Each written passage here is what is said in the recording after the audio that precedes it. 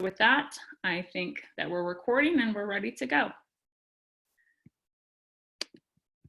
So again, today we're just putting this out there because in our efforts to move from face-to-face to distance opportunities, be it virtual or a paper pencil packet, we must be considering accessibility of our resources.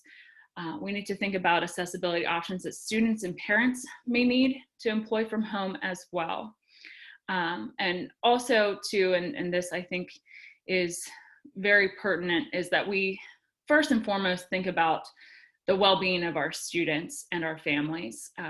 We can't do anything on learning and pushing out content until we know that our students and our families are having all of their basic needs met. So that is something important to think about as well. That's first and foremost, and then all of this needs to be layered on top of those things. Again, just a quick disclaimer that the information provided within this sway and things that we might discuss today, it's not legal advice, but it is for just general information purposes only, and hopefully you can take some good information for not only this virtual platform that you might be now faced with, but also whenever we transition back into brick and mortar or face-to-face activities, that you can take some of this information and really think about how your instruction might change and what it might look like in the future. So again, as I said, there's a lot of different links here within this way. So whenever you're able to come back to this and look, there are a lot of good resources in there. I'm not going to have time to go through everything today. This is just going to be a basic overview of some different accessibility tips and tricks, and thinking about really universally designing what we're providing instruction-wise for students. So with that being said, I want us to all put on our universal design for learning lenses now, before we're creating these lessons that we're putting out to our students on whatever platform your district may have chosen, be it virtual, be it paper pencil packets. I know that there's a lot of different things going out and around, but it's very important now as we're creating these lessons to put on our universal design for learning lenses. So I did want to just show a quick video about universal design for learning and what it is.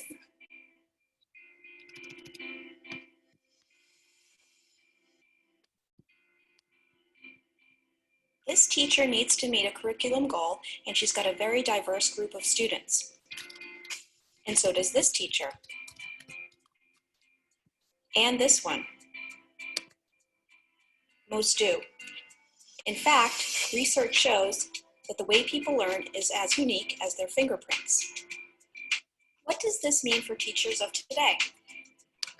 Classrooms are highly diverse, and curriculum needs to be designed from the start to meet this diversity. Universal design for learning is an approach to curriculum that minimizes barriers and maximizes learning for all students. Whoa, that's a fancy term. Universal design for learning. Let's unpack it a bit. Let's think about the word universal. By universal, we mean curriculum that can be used and understood by everyone. Each learner in a classroom brings her own background, strengths, needs, and interests. Curriculum should provide genuine learning opportunities for each and every student. Now let's think about the word learning. Learning is not one thing. Neuroscience tells us that our brains have three broad networks. One for recognition, the what of learning, one for skills and strategies, the how of learning, and one for caring and prioritizing, the why of learning. Students need to gain knowledge, skills, and enthusiasm for learning, and a curriculum needs to help them do all three. But every learner is unique, and one size does not fit all. So how do we make a curriculum that challenges and engages diverse learners? This is where the word design comes in. A universally designed building is planned to be flexible and to accommodate all kinds of users, with and without disabilities. It turns out that if you design for those in the margins, your building works better for everyone. Curb cuts and ramps are used by people in wheelchairs, people with strollers, and people on bikes. Captioning on TV serves people who are deaf, people learning English, people in gyms, and spouses who get to sleep at different times. UDL takes this idea and applies it to the design of flexible curriculum. UDL goes beyond access because we need to build in support and challenge. So how do we use the UDL framework to make learning goals, methods, materials, and assessments that work for everyone? First, ask yourself, what is my goal? What do I want my students to know, do, and care about? Then ask, what barriers in the classroom might interfere with my diverse students reaching these goals? To eliminate the barriers, use the 3 UDL principles to create flexible paths to learning so that each student can progress. Number 1, provide multiple means of representation. Present content and information in multiple media and provide varied supports. Use graphics and animation, highlight the critical features, activate background knowledge, and support vocabulary so that students can acquire the knowledge being taught. Number 2, provide multiple means of action and expression. Give students plenty of options for expressing what they know and provide models, feedback, and supports for their different levels of proficiency. Number 3, provide multiple means of engagement. What fires up one student won't fire up another. Give students choices to fuel their interests and autonomy. Help them risk mistakes and learn from them. If they love learning, they will persist through challenges. And remember, always keep in mind the learning goal. Get rid of barriers caused by the curriculum and keep the challenge where it belongs. And that's it. Okay, quick recap. Show the information in different ways, allow your students to approach learning tasks and demonstrate what they know in different ways, and offer options that engage students and keep their interest. Universal design for learning equals learning opportunities for all. For more information on UDL, go to www.cast.org.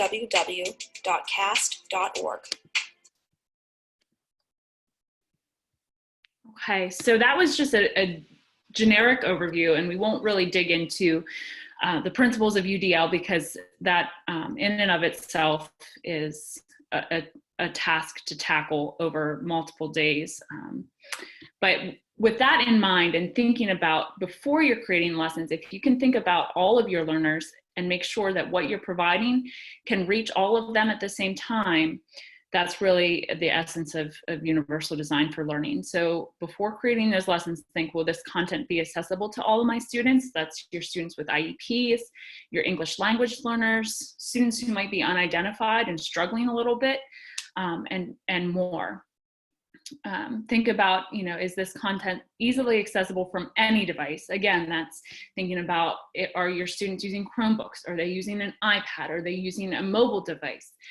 Is it a paper pencil task that you're sending out and you have students with maybe some vision issues that don't have a CCTV at home?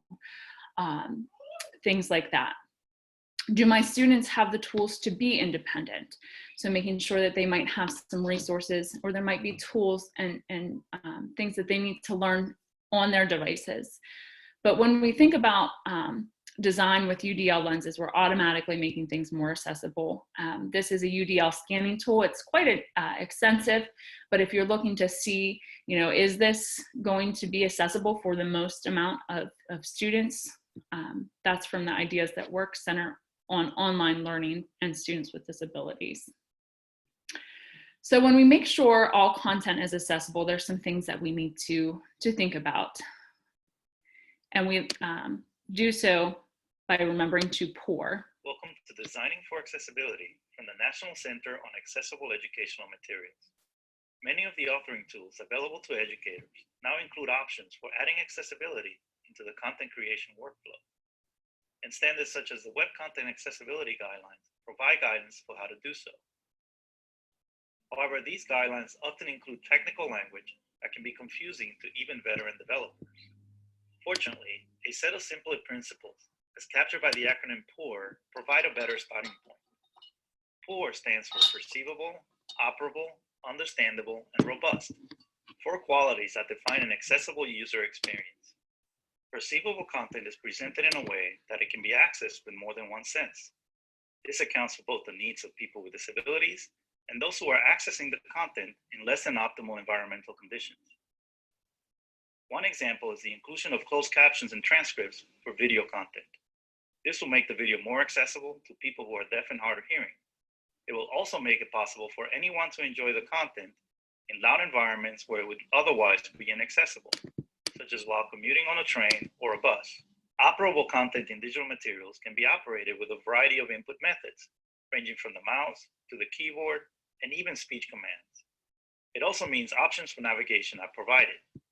If the content of a digital material is marked up correctly, screen reader users can use a keyboard shortcut to bring up a list of headings. Using these headings, they can skip to the desired section without the need to listen to an entire page.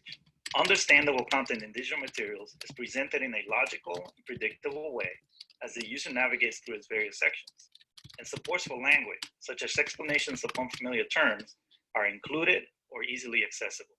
Robust digital materials are compatible across platforms and work well with a range of assistive technology. Designing digital materials according to widely supported standards will make it more likely that these materials will continue to work as intended as new delivery technologies are adopted. The 4 poor principles apply to both teacher-created and procure educational materials, whether they are commercially acquired or open educational resources. When selecting or purchasing digital materials and technologies, use the power of the market. Call on developers and publishers to add accessibility at the source. This will ensure accessibility is built in rather than bolted on after materials have shipped, and the process of retrofitting becomes more costly and difficult. The PALM initiative can help you with language you can include in your contracts. By addressing the need for accessibility at the source with developers and publishers, you will add your voice to a national movement that seeks greater equity in education. The National Center on Accessible Educational Materials at aem.cas.org is your go-to resource for technical assistance. Together, we can develop and use learning materials that address learner variability and provide better opportunities for learning to all.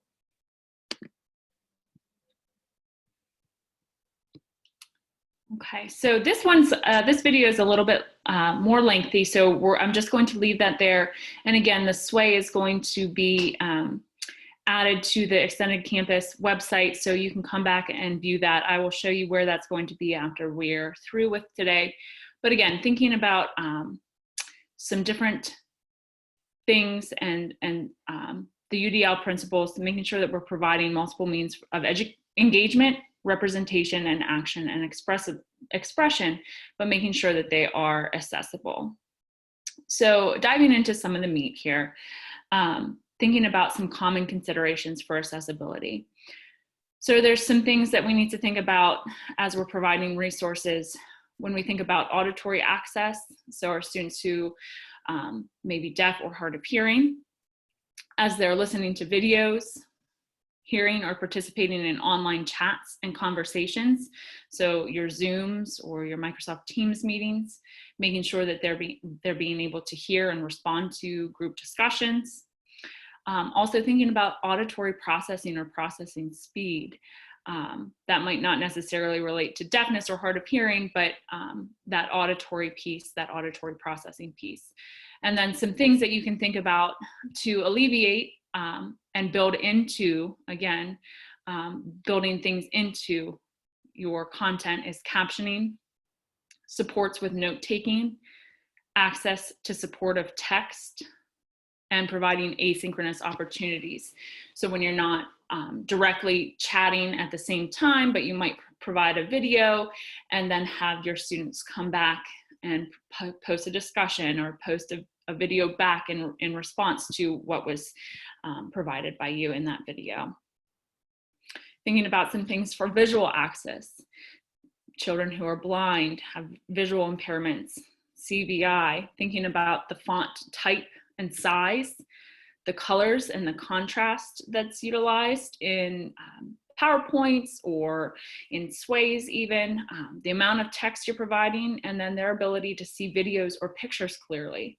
So some ways to alleviate some of those things and make your videos or your pictures or your materials more accessible is by using alternative text for pictures, providing a caption that tells you what that picture might be. Thinking about some video descriptions. Again, here's a link. Video descriptions are not very new, but they are gaining more popularity as some things on like Netflix, there's an option as you go in that you can turn on video descriptions. And it really has shown not only for those who are blind or visually impaired, but it has shown some comprehension growth and gains for students who might not be able to follow, or people who might not be able to follow dialogues. And it provides some background information and really some comprehension support. So again, thinking about, it might help or be intended to help people who are blind, but it might be helping others as well. If you have students that are using screen readers, making sure that you have some headings and that your layouts are accessible, and platform filters and accessibility options. And we will talk about how can we check our accessibility across some different platforms as well. Thinking about language. So we have students with speech and language delays. We have students who are English language learners, students with literacy variables, including a lot of different variability in fluency, comprehension, vocabulary, and writing. And again, that auditory processing piece. So making sure that we provide clear, concise directions. Again, there's a link out for that as well. That might give you some ideas as to what would be a clear, concise direction versus what might not be. Providing options to have text-to-speech, some audiobooks. This is also something it's not considered cheating, and I hear that all the time, but if I give them an audiobook, they're not really reading it. Well, thinking about universal design for learning and making sure that you know and that your students know what is the goal of the content that you're delivering, what is the goal of the instruction that you're providing.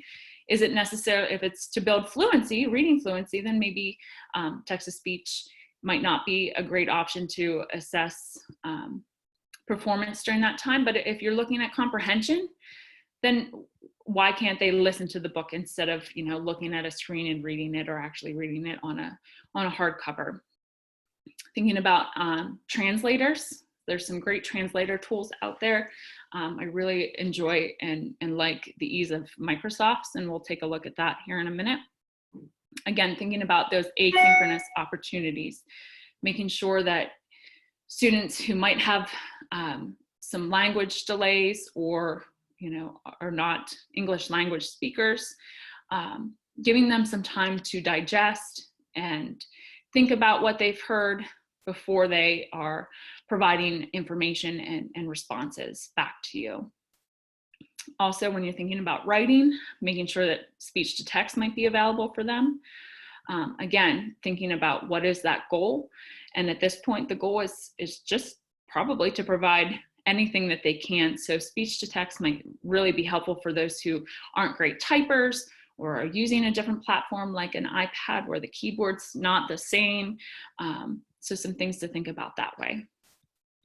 Providing resources and materials that might have picture support or picture dictionaries built into them as well.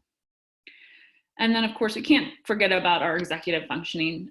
Students with autism, concussions, TBIs, ADHD could even go into this category, but those students who have difficulty planning and organizing, sustaining their attention, if they're reading a web article and there's ads popping up, are they able to sustain their attention on what they're actually supposed to be doing? So there are some great tools and add-ons that we can take a look at today as well for those sorts of things.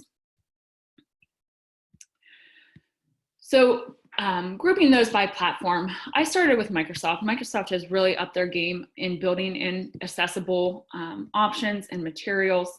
I'm using a Microsoft tool through the Sway, and they have a built-in accessibility checker. Microsoft does for everything that they're providing at this point, from Office to slides. So we can look at, first of all, some of the basic Windows 10 and Office 365 options. So you see under Vision, and there is, again, a link that will take you out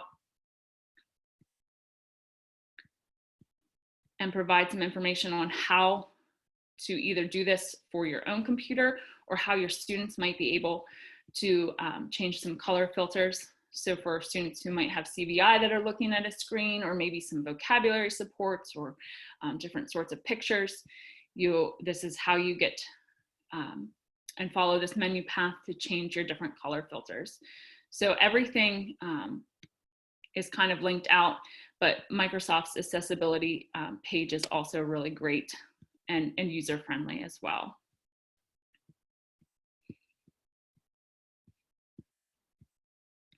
So these are some of the different vision supports. Again, color filters to change those color filters. Voice control, the Tell Me feature, where you can speak to your computer and dictate, and it will help you navigate your screen. Microsoft is also compatible for a lot of different screen readers.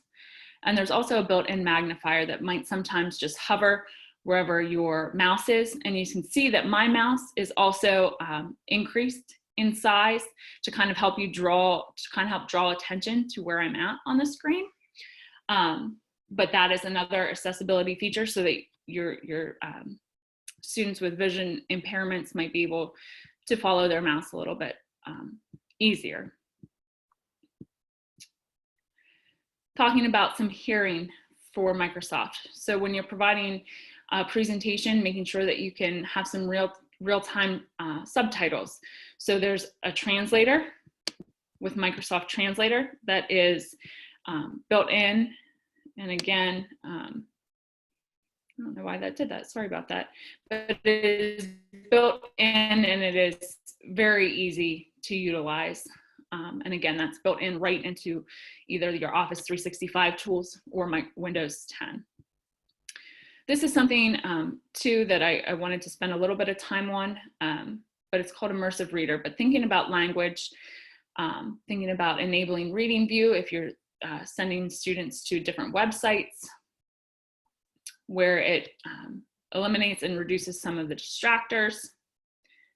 An Immersive Reader is a great tool, and I see it built into a lot of the different tools. It is built directly into Sway.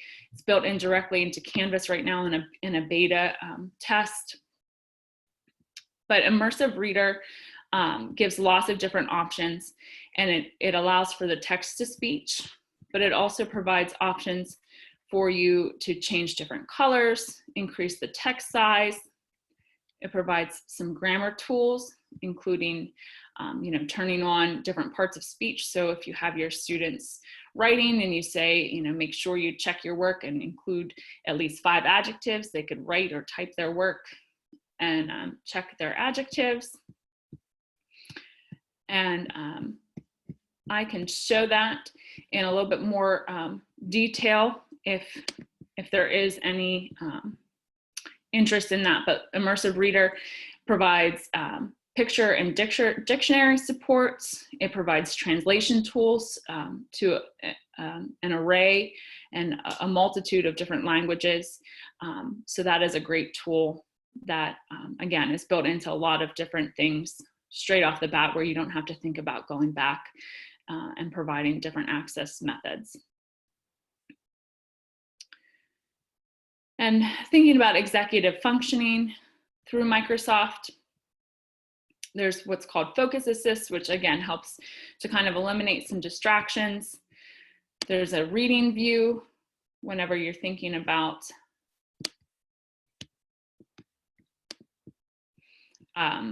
if you're using a Microsoft Edge browser, where you can add things to your reading list. And again, it gets rid of a lot of the distractions, but I'm not in an Edge browser at this point, but up on your web browser or on your search bar, you'll see the reading view is kind of linked up there, and you just click that. You can change your reading style, and there's many different text options that you can use there as well.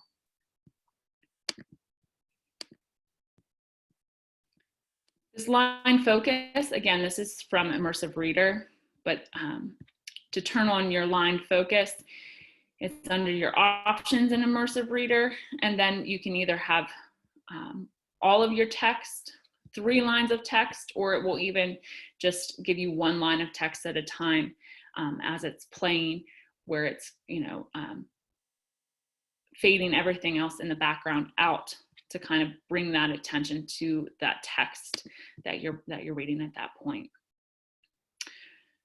So I know, again, there are so many different options, but a mobility suggestion, if you have students that might not be able to access their on-screen keyboard or access their keyboard with their fingers, you might look into and provide some information on how to access the on-screen keyboard. And then, okay, so here's where we're going to maybe get a little poll here. So if you click on your participants, down here at the bottom screen, you should see participants tab. I'm going to ask, is anybody using Microsoft Teams? So when you click on the participants, you should see a yes or a no. So is anybody using Microsoft Teams at this point? Oh, I see a lot of no's. So I see 4 yeses, 5 yeses, about 13 no's. So I'll briefly go over this, but again, if there are any point in time where you guys are kind of thinking, oh, that looks good, I would like to learn more about that, I'm available through office hours and can certainly walk you through and go a little bit further in depth and a little more step-by-step. But for those of you that are using Teams, just a couple things that you can make sure that you're utilizing is the Teams chat will instantly translate messages if your students are English language learners, so there's a way to do that. There's different contrast modes, again, some vision supports, literacy support. Again, Immersive Reader for your Office files is right there within Teams. So you can open and edit Office files within Teams and access that Immersive Reader, that text-to-speech, the picture dictionary support, and again, the translation support within that as well. Features can also include text-to-speech, adjusting font and background preferences, different kind of grammar concepts and reading preferences, and the line focus. And then thinking about video calling with background blur, so you can increase your clarity and focus on what needs to be, eliminating those distractions and making sure people are looking at you while you're speaking. You can be doing that as well. Live captioning is a great feature of Microsoft Teams that you can't really get unless somebody's typing within Zoom, but that is a good thing as well. It's not always 100% accurate, but it is better than nothing. So if you are doing synchronous things and you want some captionings, you can go through that way as well. Down here then, there's also, and we talked about a little bit about the accessibility checker. So what I'm going to do now with my accessibility checker, I'm going to go into my edit mode for my sway. Oh no, I should have done it. All right, well, we'll get back on here.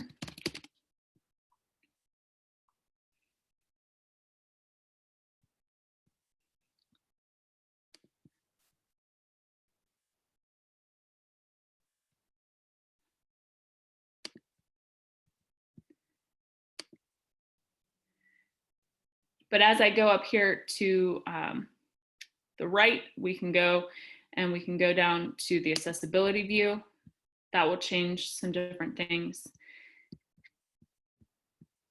And you'll see how it kind of removes some of those distractions. It removes the views, the background, some of those sorts of things. And then I'm not seeing my Immersive Reader. It is in there somewhere.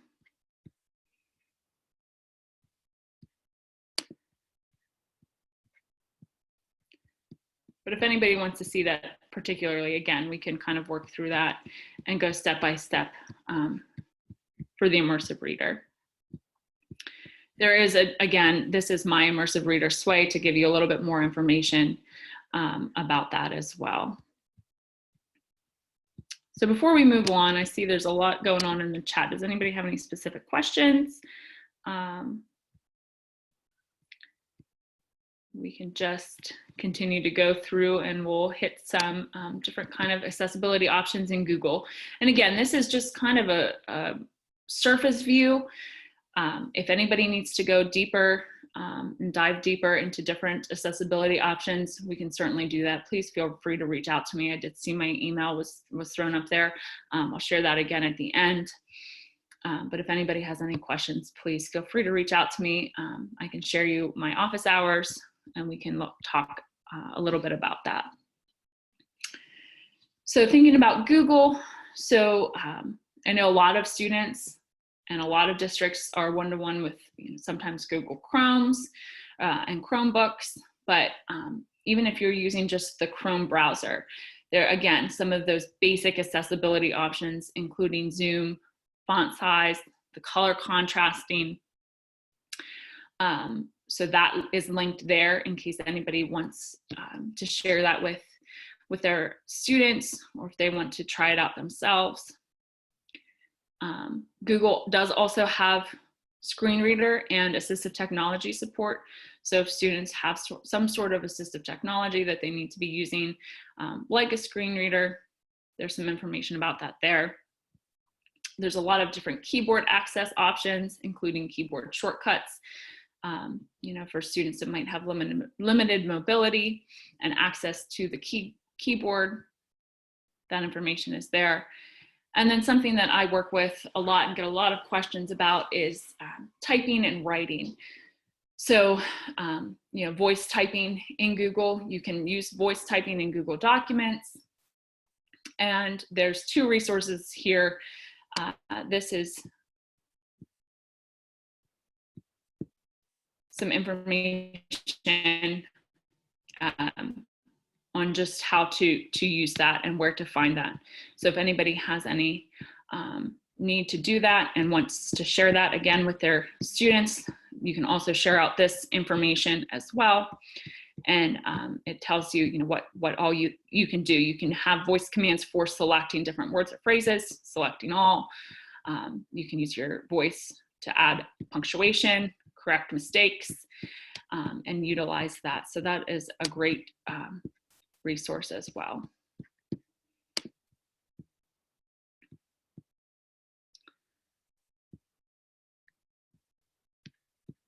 Chromebook accessibility, there is a whole YouTube channel devoted to that. So I did just link that whole YouTube channel, but there's a lot of great videos that if you just need a couple clips or if you're, wanting to make it easier to see. So this is really devoted to if your students have Chromebooks and they need a little bit of help accessing different tools. You're able to watch these kind of short tips and then you can share out with them. But some of the different kind of Chrome accessibility extensions. So this is if you're using a Chrome browser. There's a lot, there are so many, there are hundreds, maybe even thousands of extensions that you can add to your Chrome browser that when you might open up a document, you can change different tasks. You can change auditory, including like volume master. So that's going to change your volume. Whenever you're watching a video, it will automatically do that if you have that extension open. You can have some visual supports.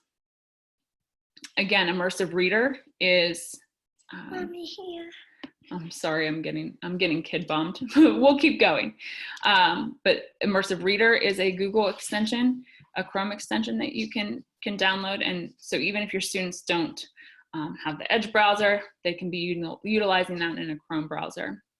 Read Aloud is also, I believe, a text-to-speech translator. So looking at some of those language supports, those are all, again, extensions that you can add on. Turn off the lights is, again, eliminating some distractions. So if you look at turn off the lights, you'll see where everything is kind of faded out. So whenever you open any sort of video, those things will fade out, and then you just seen the video there.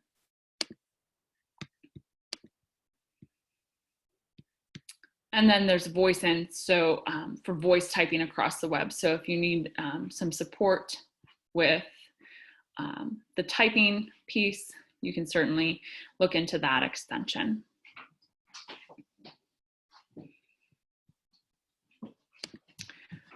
So let's see.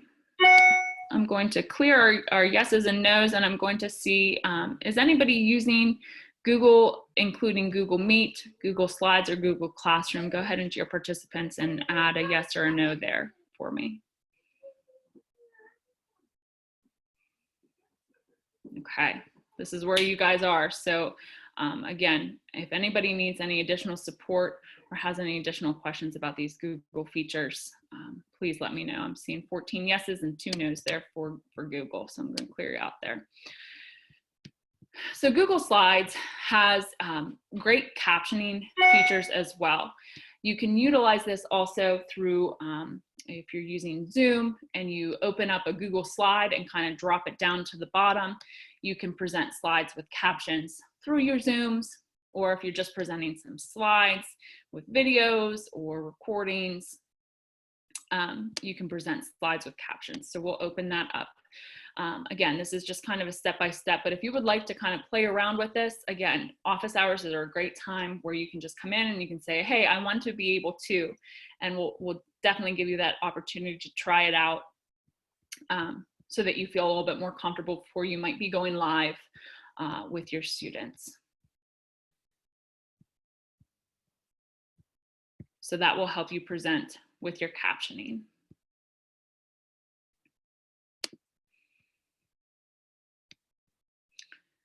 Again, there's some captioning supports and then some keyboard shortcuts if you're utilizing Google Slides. This is the live captioning option for Google Meet. And it'll tell you if you're using an iPhone or an iPad, an Android device, or your computer. And then it will tell you how to go in and use some of those captioning options. So again, very, very good information to have. And also Google has an accessibility checker as well. That is an extension, it's called Grackle. But this will help you as you're doing things within Google to make sure, again, that you're thinking about those poor standards. Let me stop there. Does anybody have any questions specifically on Google?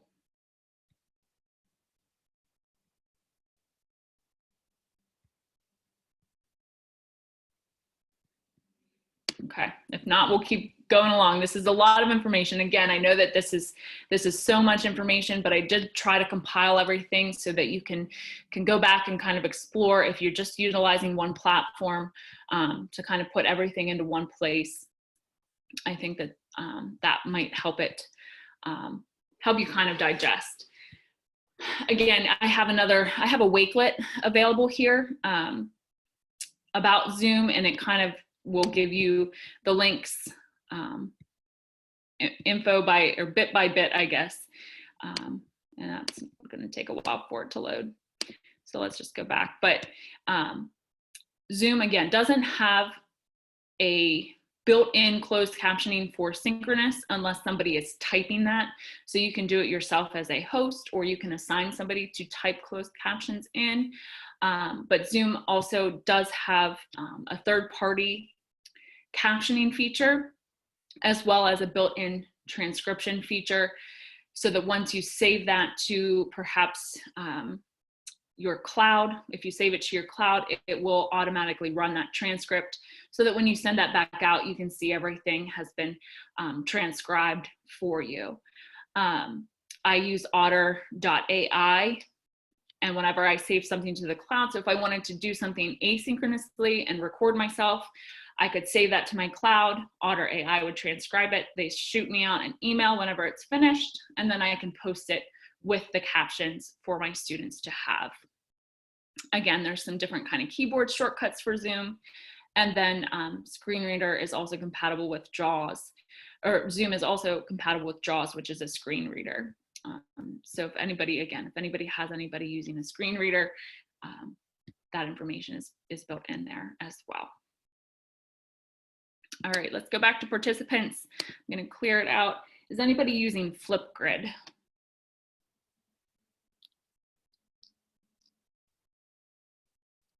I see one yes, lots of no's.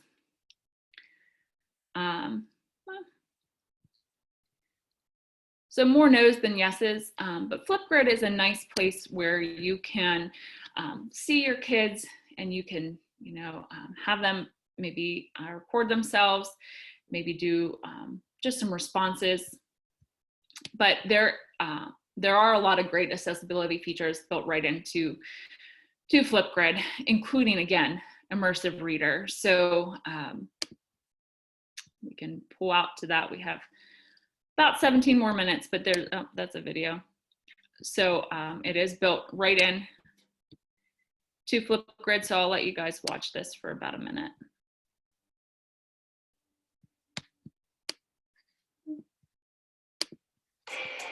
Hey everyone, I am Leslie Fisher. Hello from BET 2019. I am here to share with you some of my favorite tips that you can use right now. Hey everyone. And I'm hanging out with the amazing group of Flipgrid, and I want to show you something that you can do right now today. And it involves Flipgrid, this absolutely amazing product. And what they added to it was Immersive Reader. Anytime a teacher creates a topic, all I have to do is click on that topic, and every single topic now has an option for Immersive Reader.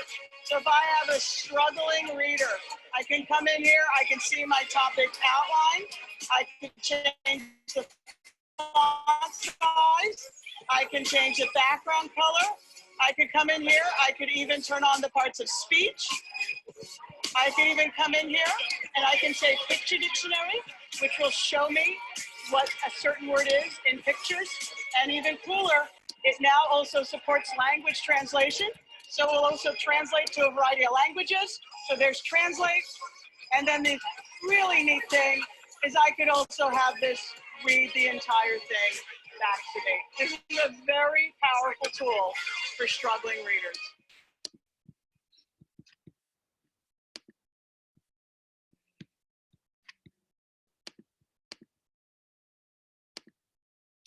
Okay, so that gave you a small demo there of Immersive Reader. There's a lot of different resources out there as well that I have that I can share out with you. Again, my Immersive Reader Sway is up there, or Wakelet, I'm sorry, is embedded earlier into this Sway that you can dive into if you have some information or need some information about that.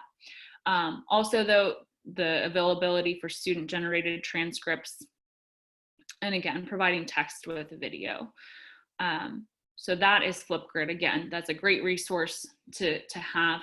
And then Flipgrid resources are linked right there in that title as well. So I know we're kind of running short on time. I wanted to leave about 10 minutes for questions and answers if there are any. But here's just some links out to some free ed tech tools. I'm not 100% sure that they're free all the time, but they are at least free for now. And they are rated high for accessibility. This was from a crowdsourced document out of New Jersey's CART. So their AT organization had these all linked out as well. So these are all rated pretty well and pretty high for accessibility.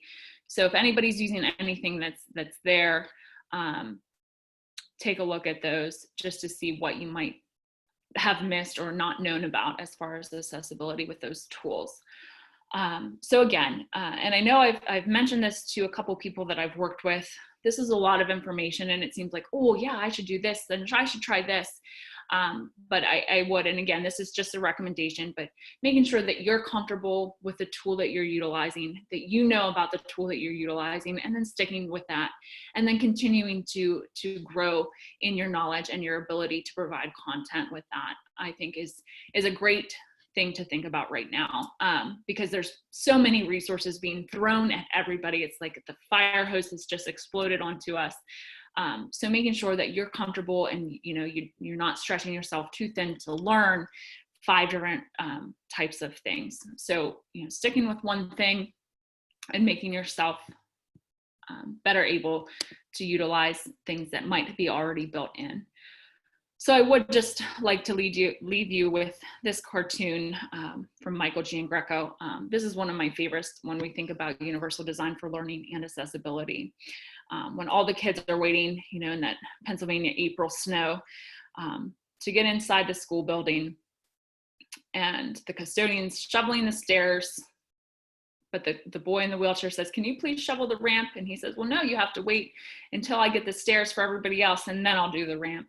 And he says, "But if you shovel the ramp, we can all get in." So I think that this is a great time to think about clearing the path for everyone and remembering that we can do so much more now and in the future with some of these tools.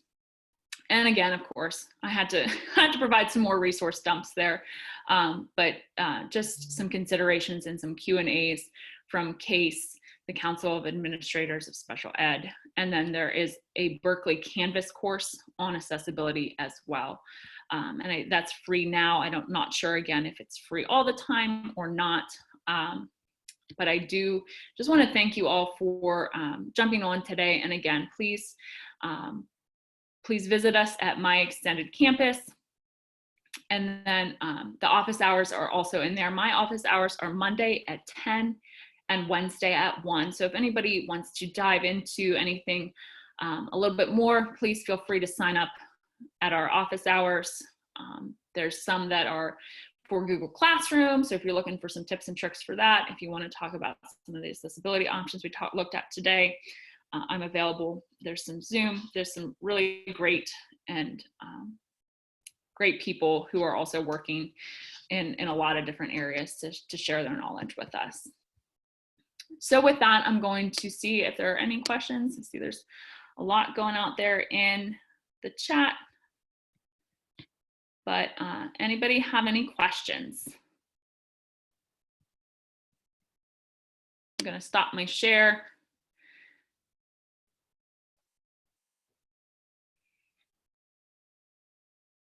No questions? Now's the time.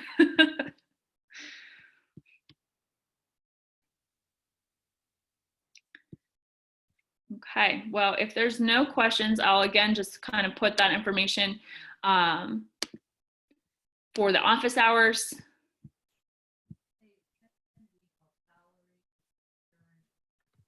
Said somebody asking a question, I can't hear. Maybe I'll show you how to get there as well. So just take a look. The office hours are there. And I'll just share with you the different kind of topics that we have. And they really are all spread out. So there are mine for accessibility. And then you just click on registration. There's some administrator tips, office hours, communication strategies, free virtual content, and open educational resources, free virtual tools, a lot of different times to look at some of those virtual tools. And then here's your Google Classrooms. How do we go to provide grading and feedback? That's a good question. But all of these different office hours are there. There's our Zoom, our STEM conversations. So please, the people that are providing these are experts, and they would love to share their knowledge with you.